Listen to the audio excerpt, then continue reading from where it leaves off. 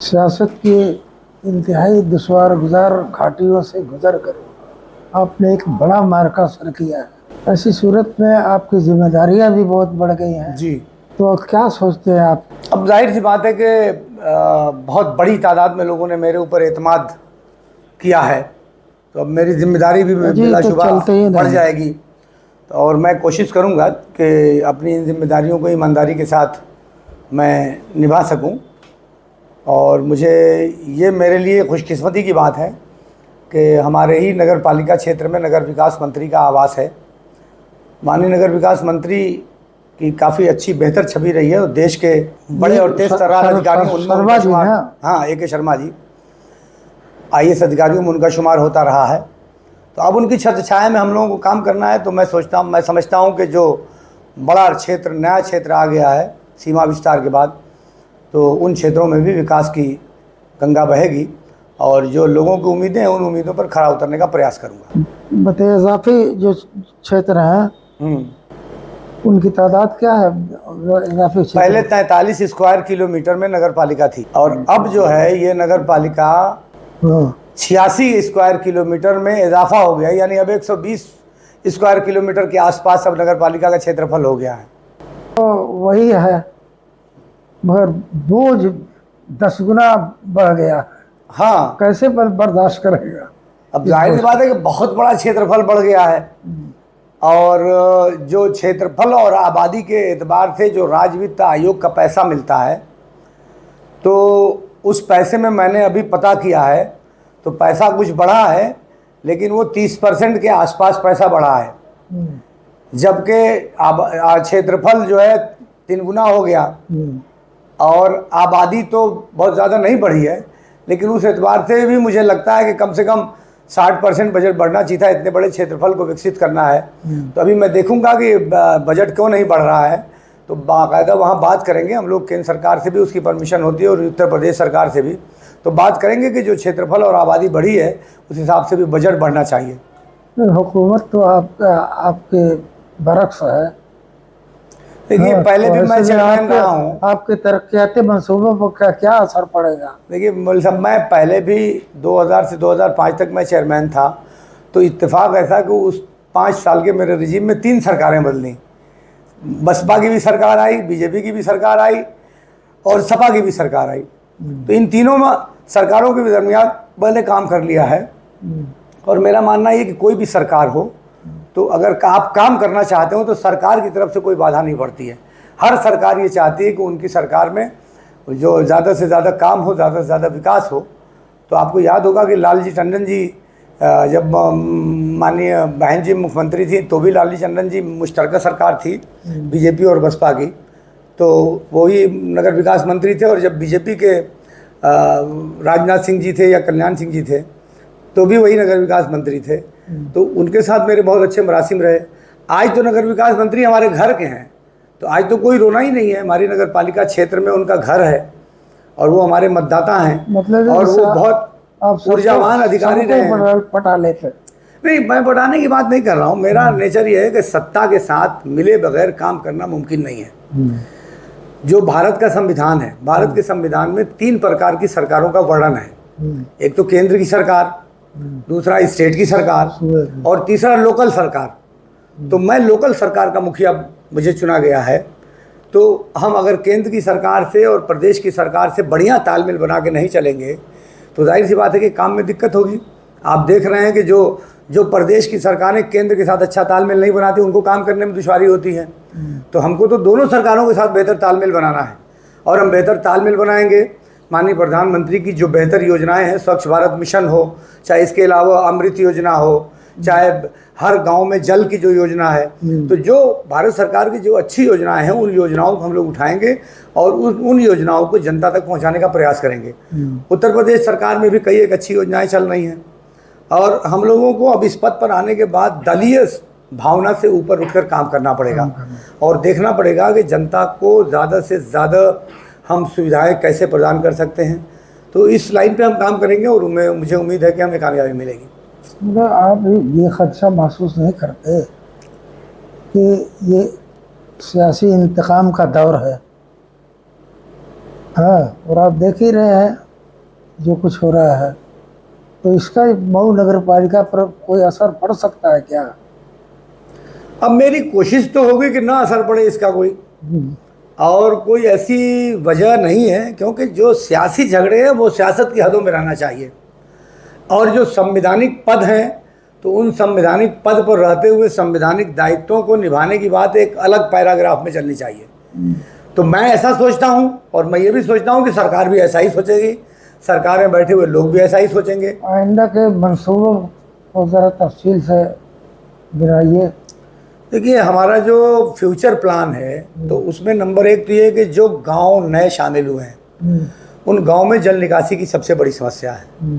तो सबसे पहले तो वहाँ इसकी क्या व्यवस्था हो सकती है। जाहिर सी बात है कि बहुत बड़ा प्रोजेक्ट है, फौरी तौर से अचानक कोई जादू की छड़ी नहीं कि उनको मैं छू दूँ और वो विकसित हो जाएं। दूसरा, उन गाँव को मुख्य मार्गों से जोड़ना भी एक बड़ा काम है। लेकिन चूंकि नगर विकास मंत्री जी के ही प्रयास से ये गांव नगर पालिका में सम्मिलित हुए हैं, माननीय मंत्री जी का ये कहना है कि इन गांवों को भी शहरी सुविधाएं मिलनी चाहिए।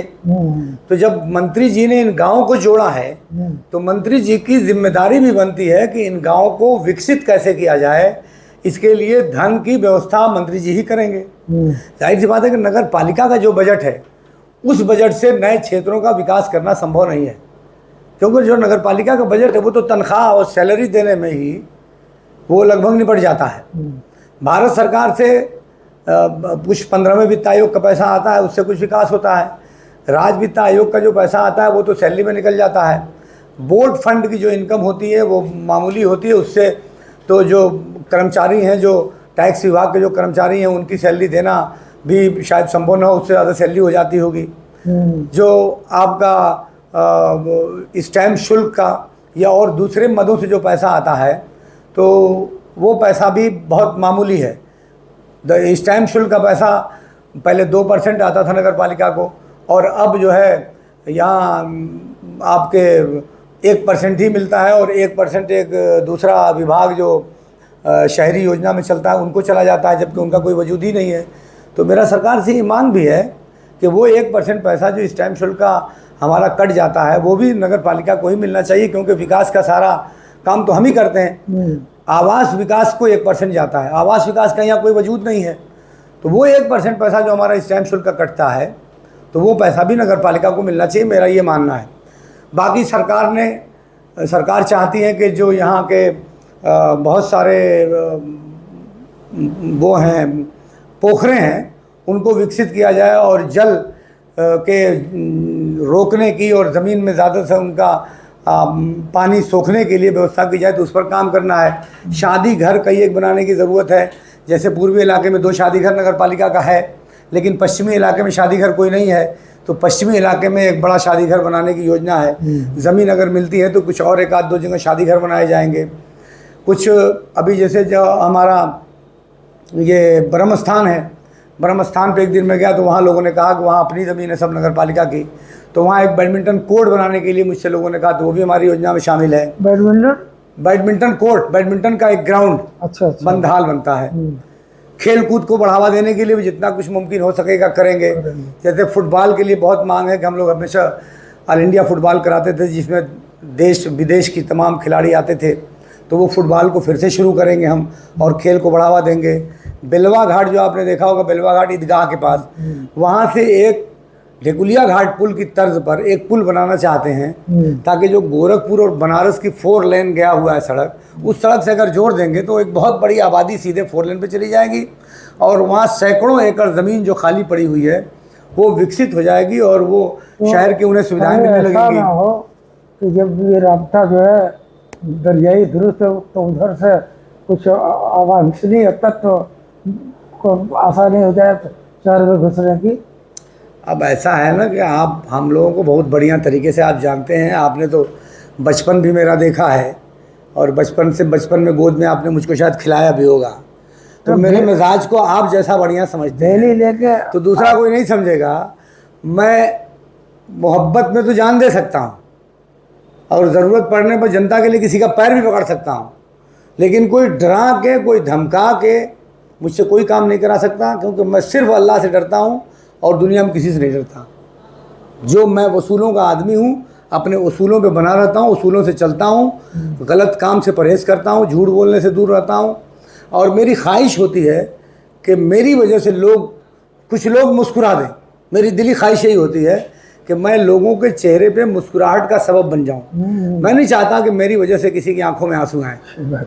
ये बुनकरों का जो मुसीबत है, आपने तो उधर को कही दिया है, लेकिन एक उसको दोहरा दीजिए। नहीं, बुनकरों का जो मसला है, तो आज मुझे ये खबर मिली है कि कुछ जगहों की लाइट विभाग ने काटी है, तो ये गलत काम कर रहे हैं। मैं चूँकि इधर 1-2 महीने से चुनाव में बिजी हूँ, सब आदेश आ गया, थोड़ा सा लुकना था तो वो भी 2-3 दिन पहले वो आदेश भी आ गया। तो बुनकरों को एक बात फाइनल हो चुकी है कि 31 मार्च 2023 तक बुनकरों को जितना पैसा पहले फ्लैट रेट का जमा करते थे उसी हिसाब से उनको जमा करना है, पुराना पैसा, और पुराना उनका खाता सब बकाया बिल से ज़ीरो हो जाना है। एक बात तो ये है। दूसरी बात ये तय हो चुका कि जो पहले 143 रुपया परलूम या 72 रुपया परलूम जो जमा करते थे, वो अब बढ़कर 400 रुपया परलूम हो गया है।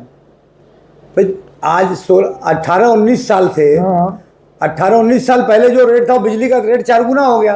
तो उसी हिसाब से सरकार ने जोड़कर जो बिजली का रेट बढ़ा था, बुनकरों का फ्लैट रेट का भी रेट बढ़ा दिया, वो 400 रुपया हो गया। लेकिन पहले 150 किलोवाट तक के बुनकरों को ये सुविधा मिलती थी, और अब सरकार का ये कहना है कि सिर्फ 5 किलोवाट तक के जो बुनकर हैं, जो गरीब बुनकर हैं, जो छोटे बुनकर हैं, उनको ये सुविधा मिलेगी। बाकी लोगों से ये सुविधा समाप्त कर दी गई है। सरकार का कहना ये है कि ये योजना गरीबों के लिए थी, ना कि बड़े लोगों के लिए, ताकि जो गरीब 2 लूम 4 लूम 6 लूम चलाते हैं उनको थोड़ी सुविधा मिले, ताकि वो भी बाज़ार में टिके रह सकें। जो संपन्न और बड़े बुनकर हैं उनके पास तो सब कुछ मौजूद है, उनसे मुकाबला करने के लिए सरकार ने छोटे बुनकरों को ये खास सुविधा दी है। तो इसके लिए हम लोगों ने बहुत मेहनत भी की, और सरकार तो फ्लैट रेट के बारे में सुनने को तैयार ही नहीं थी, ख़त्म ही करना चाहती थी। लेकिन उसमें सही बात यह है कि मैंने बहुत उसमें लड़ाई लड़ी, और ख़ास तरीके से बनारस के जो MLC है भारतीय जनता पार्टी के, अशोक धवन साहब, उनका मैं बेहद शुक्रगुजार हूँ कि उन्हीं की मेहनत का नतीजा है कि कम से कम छोटे बुनकरों को ही राहत मिली, वरना छोटे बुनकरों को भी राहत नहीं मिलने वाली थी। तो 5 किलोवाट तक के जो बुनकर हैं उनको पहले की तरह ही फ्लैट रेट मिलेगा, बस उनका पैसा पर लूम बढ़ाकर वो 400 रुपया हो जाएगा। तो पहले तो मेरा बुनकरों से अनुरोध ये है कि पहले जो अपना पुराना बकाया है उसको कल से जाकर जमा कराना शुरू करें, और अगर कहीं भी हाई डील में दिक्कत हो रही है तो मुझको बतावें। वैसे मैं 1-2 दिन के अंदर अंदर जो बिजली विभाग के बड़े अधिकारी हैं उनके साथ बैठक करके और उनसे बात करके सारे मसाइल का हल निकाल दूंगा, ताकि आम बुनकरों को कोई दिक्कत ना होने पाए। आज कुछ जगहों की लाइट काटी गई है, बहुत गलत काम किया गया है। मैं अधिकारियों से बात कर रहा हूँ कि जल्दी से जल्दी उस लाइन को जोड़ें, पैसा हमारे बुनकरों कल से जमा करना शुरू कर देंगे। तो मैं एक बार तो फिर आपके माध्यम से बुनकरों से ये अपील करना चाहता हूँ कि जिन बुनकरों का पैसा जमा नहीं हुआ है वो लोग सब अपना पैसा जमा करें। जो बड़े बुनकर हैं उनको भी एक बात मैं ये बताना चाहता हूँ कि ये बात तय हो गई कि उनका भी 2006 के हिसाब से ही 31 मार्च 2023 तक का पैसा जमा होगा, जबकि उन लोगों ने बड़े पैमाने पर नए रेट के हिसाब से पैसा जमा किया है। तो वो भी अपना 31 मार्च तक का जाके हिसाब करा लें, और जो पैसा उनका एक्स्ट्रा जमा हो गया है वो पैसा उनका अगले खाते में जमा हो जाएगा, ताकि आने वाले दिनों में उनको वो राहत मिल सके।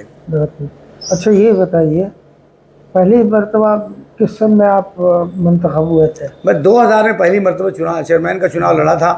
तब समाजवादी पार्टी से एजाज साहब को टिकट मिल गया था, लेकिन फिर बाद में उनको टिकट काट के मुझको मिला टिकट। फिर दूसरी बार मैं 36,000 वोट पाया था, और इस बार 36,000 वोट से जीता हूँ।